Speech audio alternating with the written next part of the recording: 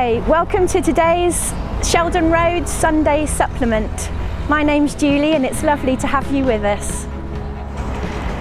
Today's interview is all about our church's online ministry and there's lots going on, so let's make a start. We've got a slightly different Sheldon Road Sunday Supplement for you this week because what we were going to video isn't available because someone's gone ill with COVID. So what we're doing is going to talk about something else which we've started doing in the church in the last 2 years, and that is to talk about this, the video ministry. And so the person leading the task force is Ruth, and so we just thought we'd have a chat about where we've come from, where we're at and where we're going. Tell us a little bit about yourself to start with. What's your background?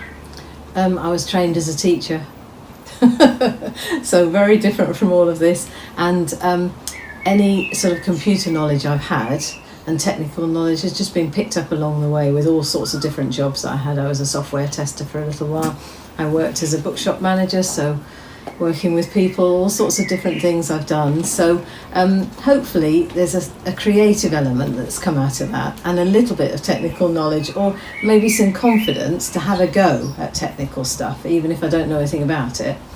So yeah, hopefully those things are useful for doing this job. Yeah, okay.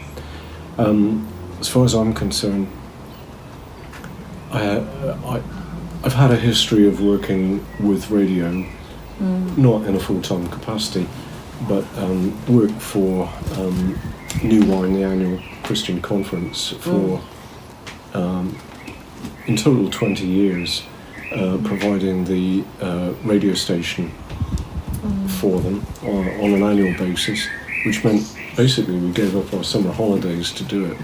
So I gained some experience from that. I came out of a hospital radio background, and after New Wine I've also been involved with online Christian radio, a UK based station. So I've had the discipline of having to research, produce and present a weekly radio programme. Yes. So I knew that the demands that placed on us. Keep making it sustainable, I think, looking ahead and keeping everything going at different stages. Yeah. Well, we have a plan. It's not the Methodist plan, but we have a plan that we work to, don't we? Yes. And this whole ministry started 2 years ago. And it started basically because of COVID lockdown. Yeah. Yeah. And it started because the Methodist Church at the time decided nationally to lock the doors of the building, and we weren't allowed to use the building because they told us it was not, we wouldn't be insured to do so, and it was against government guidelines, etc. At the time. And it's only just, we've only just gone back into church since last September. That's when the Methodist Church actually allowed us back in for services, properly, ordinary in-person services like that, in September 2021, which is quite a long time really, wasn't it? Yeah. So this whole online ministry started because of the need, in a way, to kind of meet remotely as a church.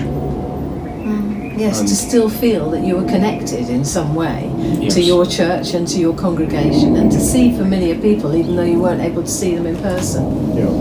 It might be worth explaining at the moment that we're doing this under our gazebo in the garden, so you may be able to hear aircraft noises, and we've got some bird noises, and if you recognise the bird noises, perhaps you'd like to tell us what they are, because they seem to made their home on our next door neighbour's TV aerial, and they sing to us all day now.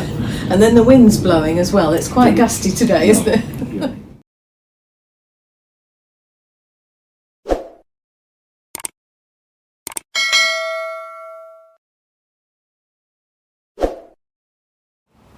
going right back to the start, our minister at the time, David Miller, made a video which we put online, actually on our website, and we used the website and our Facebook page to put the early videos on. Because we didn't have a YouTube channel at that point. No.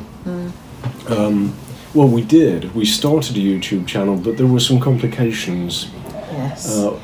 Unfortunately, we got hit by some scammers right at the start, and it wasn't until we did the Nativity, Yes, remember that one. which was a major kind of happening. Yes, real production, that one. Yeah. And a month before that was due to happen, I thought we've really got to get to grips with sorting this situation out. And we managed to resolve it and get the Nativity on for December 2020. Yes. And our Nativity movie has racked up more than 1,000 views. And we re-edited it for last Christmas, and got another 300 or so. Yes, yeah. And I think there's also the issue with copyright with YouTube, isn't it? Especially with music and songs. We have to be quite careful about that, don't we? About what we put on and making sure that's okay. It was actually a copyright issue. People were trying to scam us by telling us that they had copyright on Christian music, which we knew they didn't. Yeah. And it was a bit of an issue to try to resolve, and it did take us a while, but we've gotten over that, and YouTube is now our main platform. Yes, and it was useful having my husband's music, knowing that we could definitely use that. Well, not only have we used Trevor's music videos, which have been really useful, we've also been able to use over the period of time videos that have been made available to us by various people. Yeah, they've done a fabulous job, haven't they? It's been such a blessing to us particularly, but I'm sure plenty of other churches have found it so useful. That. Yeah. To start with, Linda Kalmskov was organising various people to take part on video. Yeah. Tell us a little bit more about that. I think the idea was to get as many people from church involved, so that as a church we could see each other, even though we couldn't meet each other. We could see that we were all still there and we were all still taking part, and it was very special, that actually, sitting at home and seeing your friends, your church friends, and the people that you normally would be worshipping together with in the church building were still taking part. So that was wonderful. Obviously now everybody's back at work, they're back doing things, they're back in church, they're busy again. So it's a little bit more difficult to persuade people to take part. So we've shortened things a little, and we're trying to find different things to include and different ways to get around that, and different things to have as part of the Sunday supplements now, because it's obviously not a service as they were originally. That was in place of church worship at that point, whereas now this is something else that's something to reach out to people and to speak to them and to help them to engage with God in perhaps a different way, in addition to a church service, if they're going to an ordinary church service as well. Yeah. I mean, the name supplement, it kind of is rather like the Times Sunday supplement, isn't it? It's an add-on bit to the normal newspaper. Yes. In the same way that the Sheldon Sunday supplement is an add-on piece to the normal worship service. Yes. Yeah. The digital platforms that we're on at the moment, we've touched on them. We do have aspirations to expand that. Yes. Over to you, Terry. This is as much as I can cope with at the moment. Well, our minister, bless him, would like us to be on Instagram and also TikTok, he's mentioned. Now, TikTok I haven't even looked at. Instagram I'm trying to understand, and it's fairly straightforward, but at the moment that's not really happening. In that respect, if there's anyone watching this who thinks, actually, I'd quite like to get involved in this. This would be a wonderful opportunity for you to step forward and either Yes. talk to Ruth or me, or preferably, or even Andrew, and let us know. And we would love to have a chat with you.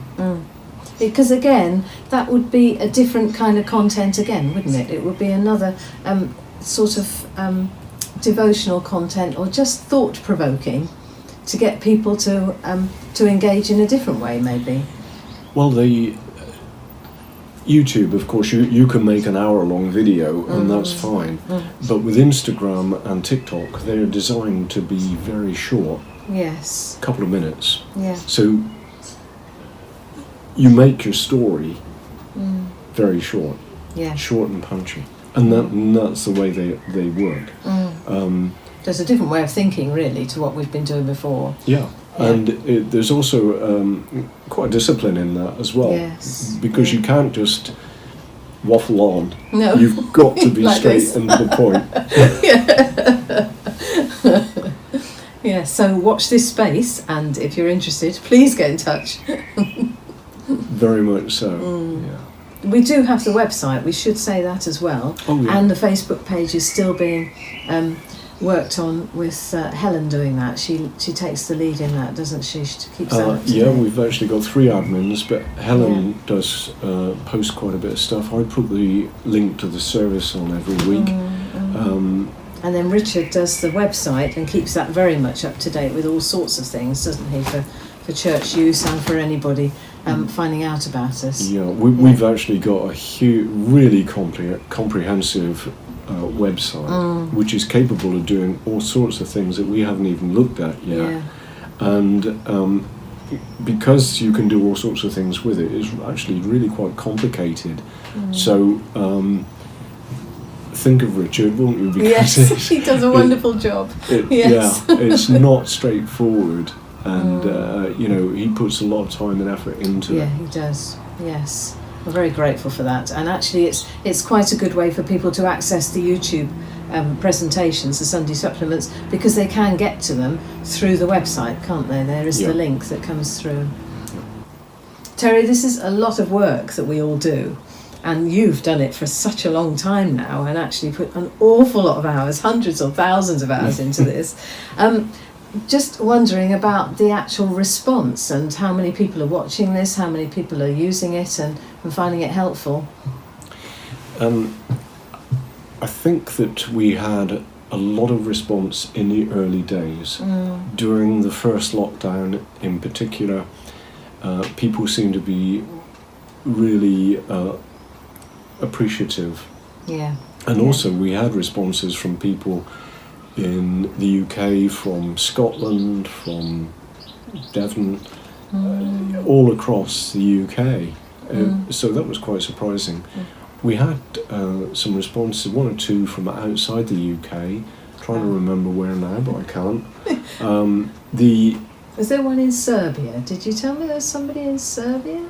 Or was that later on? Do you know what? I can't remember. I genuinely can't remember which countries now. But over the period of time, of course, people have become much more aware. More and more churches have gone online and do weekly services online. And so our viewing numbers have dropped off quite a bit since relative return to normality. Having said that, there will be people, I guess, who we might get to that wouldn't have been part of a church service before. Yes. Have you got any thoughts on that? I think so. I think it was interesting that we took the decision at the beginning not to stream our services live, because a lot of churches have done that, and actually, you can see that afterwards. But we've actually taken the decision to do a presentation, which is all pre-recorded and all put together. And I wonder whether that actually makes it easier for some people to access, because they're not feeling that they're looking in on something that's happening without them. if they were at home and yet all their friends or people they don't know are sitting in a church service and they're not quite hearing this properly because the sound's not quite so good on there, or we've taken quite a lot of pains to try and make sure that the technology is quite good, so that people can feel that they are engaging with it a little bit more personally. I think we also know that before COVID there really wasn't a lot of provision for people who were housebound. We have to confess and come clean about that really there wasn't a great deal that we were providing for people. We were trying to keep in touch with people pastorally, but just for them to have their own devotional input was quite hard. And so this has helped a lot of people who are housebound, and possibly people who may continue to be so for quite some time, maybe not through choice. So hopefully this is helpful to them as well, and helps them to feel included, because they know that there are so many other people watching this as well. People who would normally be going to the church services, people who wouldn't, people from different parts of the country, different parts of the world, and they're still part of that church. They're still important to us. And the other thing is that I think we've tried to make it relatively informal. Yes. That it's more like a magazine programme, maybe not quite like watching the one show on TV, but it's more of a magazine and informal presentation. Sort of mixed media, all sorts of different things putting into it as well. Yeah. The point I was going to make, Ruth, also is that whereas people had to actually come to a church building Yes. when we were doing a service, that now we're there in people's homes really by invitation. Yeah. People turn on YouTube and watch us on there because actually they want to. Yes. And they can do it in their own home. Yeah, They in haven't their own got- time. In their own time. Pause it if they need to go and get a cup of coffee, or the phone rings, or yes. Yeah. Or fast forward through the bits they really don't want to see. Please don't fast forward through this bit. So it's a different concept really. Instead of people coming to the church building, we're now in people's homes by their invitation. Yes. Yeah. Absolutely. Thank you very much. Right, that's it for this. I think this ad-lib Yes. version of the Sheldon Sunday Supplement. Yeah. Thank you very much, Terry, and thank you for all your hard work with it, because I know you've sweated all sorts of, well, I wouldn't say sweated blood, but you have gone through the mill with this for a long time, and it's been such dedication doing this. Thank you. And this is the lady with the plan, a big plan on a spreadsheet that takes us through months ahead. So Yes. there's a lot of planning. Yeah, that we're we working do. on August at the moment, and this is May, isn't it? Beginning of May. Recording this at the beginning of May. Yes. Thank you. Yeah. Okay.